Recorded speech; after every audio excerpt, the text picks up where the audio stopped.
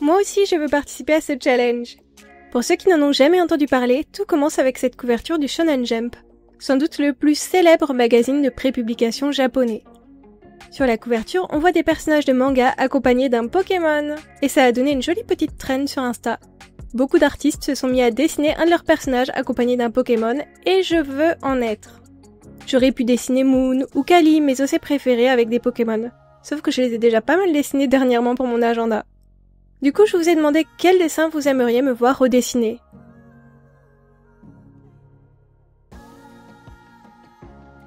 Et souvent quand je pose cette question, ce vieux dessin ressort.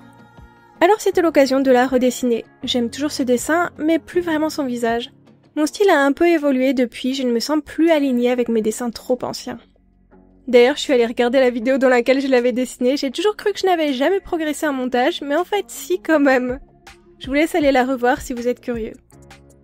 J'ai essayé de la redessiner en restant vraiment dans le même esprit, histoire d'en créer une nouvelle version mais mise à jour avec mon style actuel. Pour le Pokémon, Blacky m'a dit en rigolant « Dessine-lui Roucoule ». Et impossible de me sortir cette image de la tête. Ça lui va trop bien, les couleurs, les plumes, c'est trop parfait. Je sais que c'est pas un Pokémon super apprécié, vu qu'il est très courant, mais moi je l'aime bien, et quand je joue à Pokémon, je le garde souvent un moment dans mon équipe pour lui mettre la capacité vol. Par contre, le truc que je ne veux pas du tout reproduire dans mon dessin, c'est la mise en couleur au crayon de couleur. Cette flemme, j'aime pas trop ce médium. C'est joli hein, mais la perte de temps est colossale. Et j'ai très peu de temps en ce moment pour mes vidéos, je suis en petite forme ces derniers mois. Donc ça sera un petit mix entre feutre à alcool, crayon aquarelle et encre aquarelle. Je trouve ça assez particulier de redessiner un ancien dessin, surtout en restant aussi proche de la composition d'origine.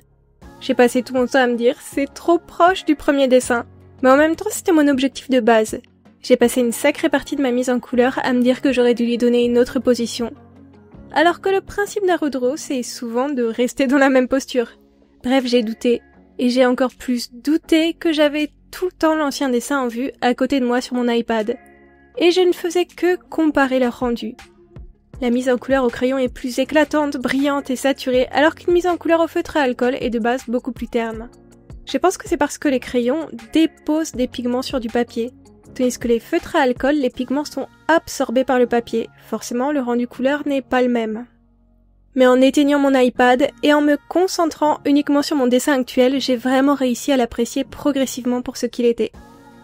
Mais vraiment, hein, redessiner un de ces anciens dessins aussi emblématiques qui a autant marqué l'esprit des gens et le mien, c'est très compliqué.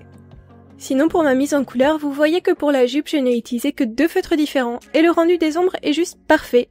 Comme quoi, parfois pas besoin de 50 feutres pour faire des jolis dégradés.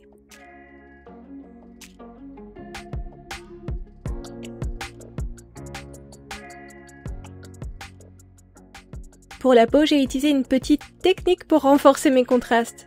Souvent, je trouve que la peau au feutre à alcool est un peu trop plate. Parce que si on prend des feutres de couleur trop tranchées, ça risque de mal se mélanger. Et si on prend des couleurs trop proches, en séchant, on perd du volume et du contraste. Alors j'ai commencé par marquer certaines zones d'ombrage avec un crayon aquarelle. Pourquoi un crayon aquarelle ? Parce qu'en passant un petit coup d'eau par-dessus, je vais atténuer les traces et les textures propres au crayon. Vous me connaissez, je déteste les rendus texturés. Ensuite, par-dessus, je suis venue appliquer mes couleurs au feutre à alcool. L'encre est transparente, donc ça ne recouvre pas entièrement le crayon. Ça permet juste de foncer certaines zones. Je suis partie sur 2 couleurs pour la peau, plus un blender, pour utiliser le blanc de mon papier et rendre la peau très lumineuse. D'ailleurs, c'est déjà ce que j'avais fait sur le dessin d'origine. Je devrais faire ça plus souvent, ça ajoute vraiment de la lumière à l'ensemble.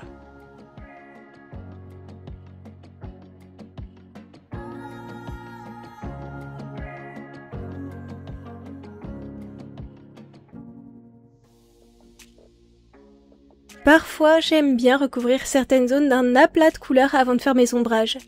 Ça me donne une base pour travailler, et je trouve que ça m'aide à faire certaines transitions. Je fais souvent ça pour les cheveux par exemple, et c'est tellement reposant de colorier sans faire de dégradé. C'est là qu'on retrouve le vrai côté détente du dessin. Parce que oui, ça ne me détend pas tant que ça d'utiliser les feutres à alcool, même si c'est probablement le médium que je maîtrise le mieux avec l'aquarelle. C'est juste que ça demande d'être efficace et rapide pour que les dégradés se fassent bien sans trancher, Donc ça met une certaine pression à l'instant T. J'avoue que la satisfaction, je l'ai surtout quand le dessin est terminé. Je ne sais pas vous, mais quand j'arrive à mener un dessin en entier au bout du bout, je suis super satisfaite de moi. Même si le dessin n'est pas parfait et a plein de petits défauts. Même si j'aurais pu faire les choses mieux ou différemment. Le fait d'avoir abouti à un projet, d'être allé au bout et de me retrouver devant une création 100% terminée, ça me rend heureuse. Et je passe souvent 5-10 minutes à regarder le dessin terminé avec une certaine satisfaction. Parce qu'en fait, à la base, je suis du genre à commencer plein de choses et à ne jamais les terminer. C'est pour ça que ça me fait autant d'effet de finir mes dessins. Et c'est vraiment un truc que je fais surtout depuis que j'ai cette chaîne YouTube. Je me sens souvent contrite et brimée par le timing. J'ai l'impression de me forcer pour finir et pour finir dans les temps. Mais en même temps, je suis fière d'y arriver.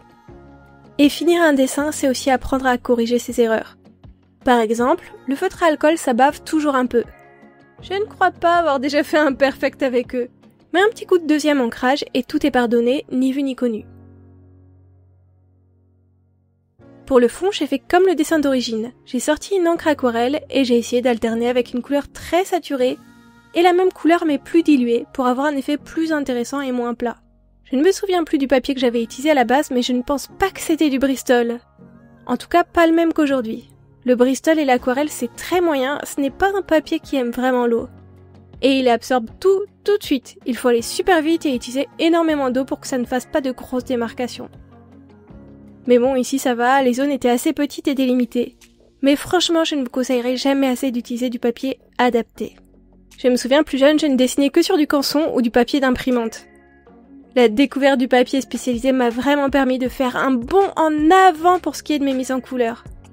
Même le papier multitechnique, ce n'est pas ce qu'il y a de mieux.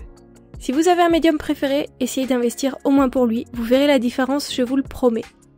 Et grande nouvelle, cette illustration est le dessin Patreon du mois d'août. Vous avez encore aujourd'hui pour vous inscrire et le recevoir chez vous d'ici quelques semaines. Je vous ai mis le lien de mon Patreon en description de la vidéo. Et petit bonus pour les amoureux du dessin original, je vais faire de ce print un print double face. D'un côté le nouveau design, et de l'autre côté l'ancien. N'hésitez pas à me dire ce que vous en pensez, vous aimez ? J'ai hâte de vous lire et je vous dis à bientôt!